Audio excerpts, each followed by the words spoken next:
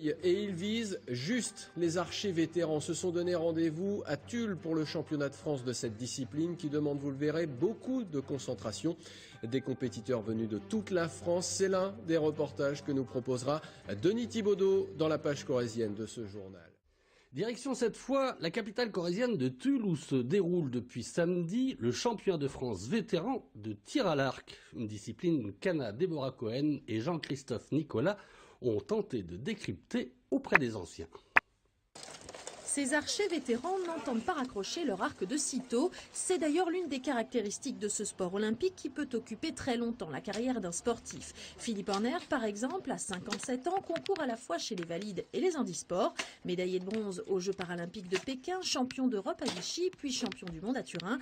Il enchaîne inlassablement les compétitions. Le voilà ici à Tulle avant de filer à Bangkok. Un arc, on peut l'adapter d'un enfant de 7 ans jusqu'à une personne de 70 ans et plus. Donc la personne fait ce qu'elle veut. Et il y a tellement de diversifiés d'armes dans le tir à l'arc qui permet aux gens d'essayer beaucoup de choses. S'ils ne peuvent plus une arme, ils vont à une autre. S'ils ne peuvent plus une autre, ils vont encore à une autre. Donc ils peuvent durer longtemps grâce à cette facilité d'adaptation au niveau du tir. On comprend mieux pourquoi plus de 200 Thierry Lafronde venus des 4 coins de France avaient envahi ce week-end la capitale corrézienne.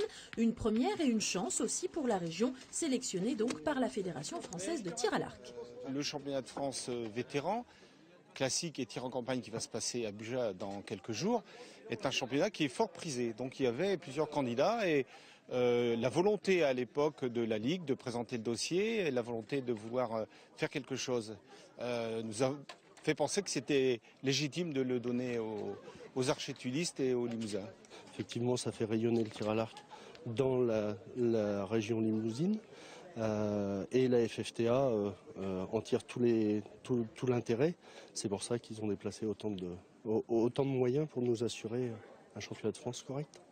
Avec à peine plus de 500 licenciés sur le territoire, le Limousin est la plus petite région de tir à l'arc de l'Hexagone. Cette compétition nationale, avec l'entraînement de l'équipe de France senior en fin de semaine à Buja, pourrait bien remonter le moral des clubs juste avant la rentrée.